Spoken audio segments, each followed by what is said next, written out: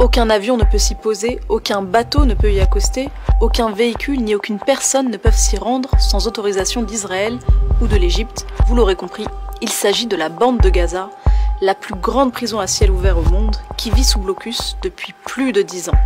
Et ce, dans l'indifférence générale. Mais alors, qu'est-ce que ça signifie concrètement pour les Palestiniens de vivre sous blocus? Et pourquoi est-ce que c'est l'une des pires injustices de notre époque? Alors avant de développer, il faut d'abord rappeler ce que c'est que la bande de Gaza. C'est le plus petit des territoires occupés palestiniens, une toute petite enclave qui fait 3 fois Paris où vivent près de 2 millions d'habitants. Et depuis 2007, c'est Israël qui décide de la liberté de circulation des Gazaouis. Tous les habitants de l'enclave, y compris les malades en traitement, les hommes et les femmes d'affaires, les personnes âgées, les pèlerins chrétiens ou musulmans qui veulent aller prier à Jérusalem, toutes et tous doivent demander l'autorisation de circuler à Israël. Et c'est la même chose côté égyptien, le seul autre pays qui partage une frontière avec Gaza, où le blocus s'est intensifié depuis la prise de pouvoir d'Abdel Fattah el-Sisi. Mais alors, en quoi consiste exactement ce blocus? Eh bien, en plus de contrôler les entrées et les sorties des hommes et des femmes, Israël décide également des produits qui ont le droit d'être importés par la bande de Gaza. Et si aucune liste officielle n'a jamais été publiée, on sait que pendant des années, les produits comme le café, le chocolat, la coriandre ou encore les chips n'avaient pas le droit d'entrer à Gaza,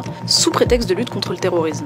Et évidemment, Israël a aussi décidé d'interdire l'importation de ciment, ce qui a ralenti considérablement la reconstruction après l'offensive de 2014. Mais ce n'est que la partie la plus médiatisée du blocus qui a en réalité un impact sur le moindre mouvement des Gazaouis. Et la nouvelle arme utilisée par Israël pour faire pression sur les Palestiniens, c'est l'électricité.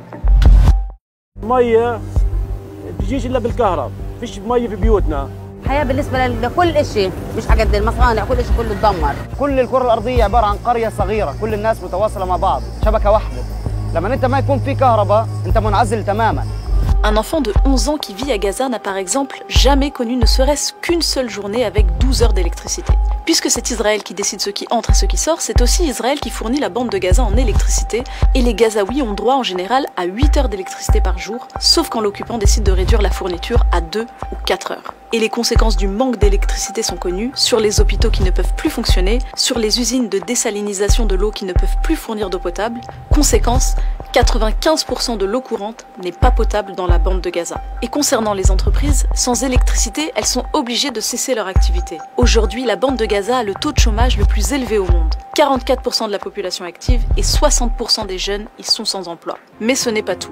Israël a également délimité des zones interdites à l'intérieur de la bande de Gaza, ce qu'on appelle les zones tampons. Pour le secteur agricole, ce sont des zones qui sont tout simplement interdites aux Gazaouis et où les soldats israéliens n'hésitent pas à tuer les agriculteurs qui les franchissent. Ces zones tampons auraient réduit les terres agricoles de Gaza d'au moins 30%. Et en plus de la limitation des importations de bétail, de matériel d'irrigation ou encore d'engrais par le blocus israélien, ces zones tampons ont complètement sinistré le secteur agricole gazaoui selon l'ONU. Même conséquence sur le secteur de la pêche, où les droits des pêcheurs gazaouis ont été réduits d'année en année. Au départ des accords d'Oslo, les pêcheurs pouvaient aller jusqu'à 20 000 nautiques, soit environ 37 km des côtes. Ce droit a ensuite été réduit à 12, puis à 6, puis à 3, soit un peu plus de 5 km. Et il est même arrivé que des pêcheurs se voient tout simplement interdire toute sortie en mer. Conséquence, il y a de moins en moins de poissons, et ceux qui s'aventurent au-delà des délimitations décidées par Israël se font tuer par les snipers. C'est ce qui est arrivé en février 2018 à Ismaël Saleh, un pêcheur de 18 ans.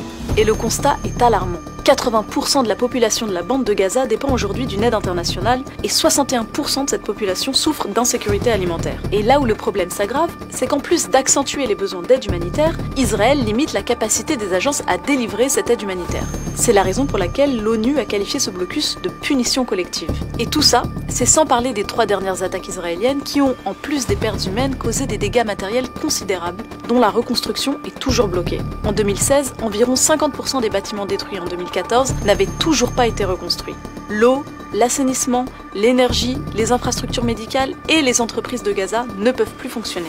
Et si Israël a décidé d'asphyxier la bande de Gaza depuis plus de 10 ans, c'est pour punir les Gazaouis d'avoir élu le Hamas lors des élections de 2006.